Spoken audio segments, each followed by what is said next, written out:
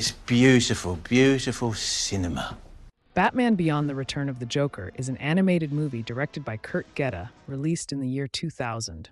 In this movie, we follow the new Batman Terry McGinnis face the arch nemesis of the original Batman, the Joker. Oops. I am a huge fan of Batman, and I love most of the Batman animated movies. There are some that aren't that good, but most of them are pretty good movies. But when it comes to Batman Beyond, I heard many good things about it, but I always skipped it because it's not Bruce Wayne, and the kind of futuristic thing didn't really work for me for a Batman story. Batman is like a nightmare to criminals. They shit their pants when they see him.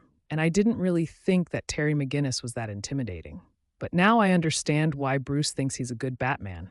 Because, well, he's very much like Dick Grayson, aka Nightwing, who Batman considers to be his greatest success. Nightwing is like the hero that Batman wishes he could be, but he just can't let the darkness in him go. So Terry being more like him, I see why Bruce would have chosen him. Okay, let's get back to the movie itself. There will be some spoilers here, guys. First few minutes of this movie was a little boring. Terry is taking out these bad guys called the Joker's Gang and meets his girlfriend and all that. He just doesn't have time for her because of all the vigilante stuff. We've seen this stuff before, so I was a little bored and was waiting for the plot to kick in. Where the movie really gets going is when Bruce Wayne and Joker see eye to eye after a long time.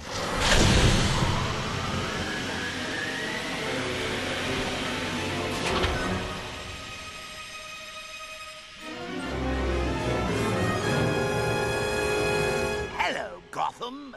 Joker's back in town. I'll never get tired of seeing these two fight. The high points of this movie was easily when it was the OG Batman versus the Joker, especially during the flashback scenes, which was my favorite part of the movie.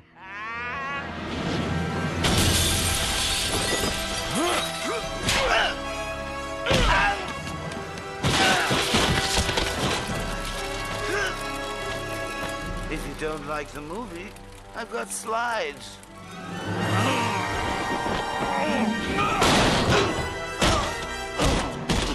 Terry versus the Joker was fine too, but it doesn't have the same level of excitement like the OG Batman versus Joker. And I found the Joker's gang to be pretty annoying. There are only a few boring scenes in this movie, and all of them involves the Joker's gang. The voice acting has no flaws here. Kevin Conroy was great as Batman as always, Will Friedle was good as Terry, but it was Mark Hamill's Joker who stole the show. I'll break you in two. Oh, Batman. If you had the guts for that kind of fun, you would have done it years ago. I, on the other hand... The animation still holds up. You might feel like certain character moves kind of look slow, but that's just how they did animation back then, and I think it fits very well with the style of this movie. When it comes to the story here, there are certain things that didn't work for the inner Batman fan in me. So the movie shows this guy who looks at the TV and sees that the Joker is back, and he's terrified. And I was curious to know who he was. Turns out it's Tim Drake, the fourth Robin. So the Joker kidnaps Tim Drake and turns him into Joker Jr.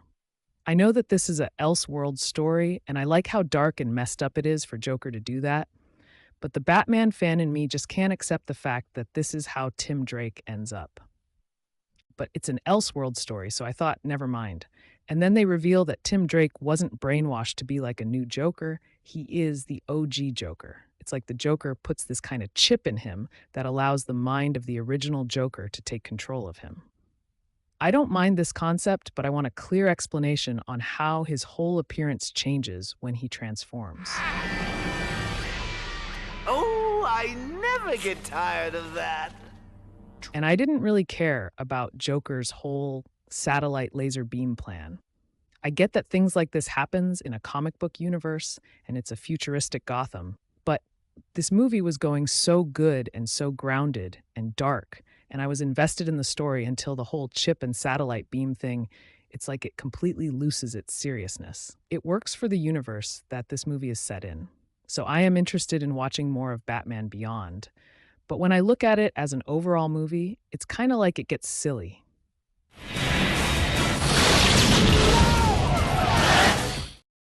I am pretty sure a lot of people died to that laser beam, Terry. Anyway, Batman Beyond: Return of the Joker was a fun watch. The movie takes some time to get going, and there are some things that didn't work for me, but it's a solid movie, and if you are a Batman fan, it's definitely worth checking out. I give this movie a 7.5 out of 10.